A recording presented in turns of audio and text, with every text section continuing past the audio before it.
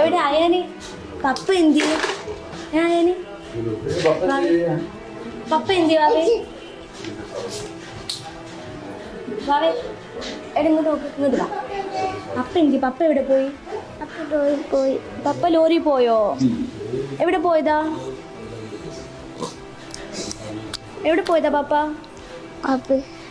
Lorry പോയോ lorry വരുമോ ഇനി ലോറി വരുമോ ലോറി കയറിയോ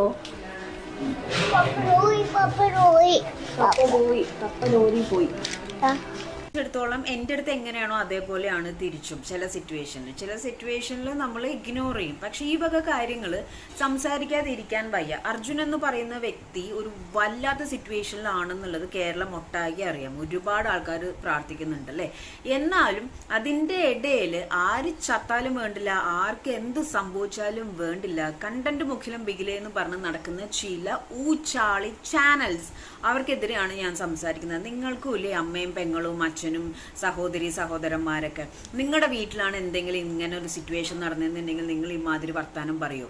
ആ പിഞ്ചു കുഞ്ഞിൻ്റെ അടുത്ത് എല്ലാവർക്കും ഇതിപ്പോൾ ഓരോ കുട്ടികൾക്ക് പോലും അറിയാം ഈ ഒരു സിറ്റുവേഷൻ. നമ്മളൊരു ക്ലിപ്പ് പോലും അല്ലെങ്കിൽ ഒരു പ്രെയർ പോലും കണ്ടാണല്ലോ എൻ്റെ അച്ഛനും ഇങ്ങനെ ലോറി ഡ്രൈവറാണ്, എല്ലാവരെയും കാത്ത് പ്രാർത്ഥിക്കണം എന്ന് പറഞ്ഞിട്ടൊരു കുഞ്ഞിൻ്റെ വോയിസും ലെറ്ററും ഒക്കെ നമ്മൾ കണ്ടതാണ്. അപ്പോൾ ഈ ചാനലുകാർ അവിടെ പോയിട്ട് അർജുൻ്റെ ആ ഒരു കുഞ്ഞിനോട് ചോദിക്കുകയാണ്, അച്ഛൻ എവിടെ പോയി? ലോറി പോയി, വേറെ എന്തൊക്കെയോ ചോദിക്കും.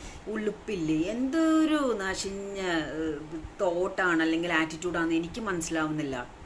അപ്പോൾ ആർക്കെന്ത് സംഭവിച്ചാലും വേണ്ടില്ല, എന്നിട്ട് ആ കുഞ്ഞിൻ്റെ വോയിസ് കേൾക്കുന്നു, എന്നിട്ട് അതൊരു BGM ഇട്ട് സെറ്റ് ചെയ്യുന്നു, അല്ലെങ്കിൽ അവിടെ എടുത്താൽ പൊങ്ങാത്ത എന്താണ് മനസ്സ് തളിർക്കുന്നതല്ല, മനസ്സ് തളർത്തുന്ന അല്ലെങ്കിൽ കണ്ടു നിൽക്കാൻ പറ്റാത്ത ഒരവസ്ഥ എന്നൊക്കെ പറഞ്ഞ് ക്യാപ്ഷൻസ് ഒക്കെ കൊടുക്കാനായിട്ട് ഈ ചാനലിൻ്റെയൊക്കെ മെയിൻ ഹെഡ് ആരാണ്? ഇതൊക്കെ ആരാണ് അലോ ചെയ്യുന്നത്?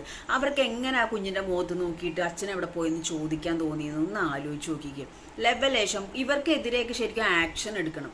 അല്ലെങ്കിൽ അർജുൻ്റെ വീട്ടുകാരോടാണ് പറയുന്നത്, ഇങ്ങനത്തെ എല്ലാ ചാനൽസിനേക്കും കയറ്റി നിങ്ങൾ സെലക്റ്റീവ് ആയിട്ടുള്ള ഒരു ചാനൽസ് അല്ലെങ്കിൽ ന്യൂസ് ചാനൽസിനെ സെലക്ട് ചെയ്തെടുക്കുക എന്നല്ലാതെ വരുന്ന എല്ലാ ചാനൽസിനും നിങ്ങൾ മുഖം കൊടുക്കേണ്ട ആവശ്യമില്ല. അവർ ഈ പറഞ്ഞ മാതിരി ചിലർക്ക് ഈ ഒരു ടോപ്പിക്ക് വെറും കണ്ടന്റ് ആയിട്ട് മാറിയിരിക്കുകയാണ്.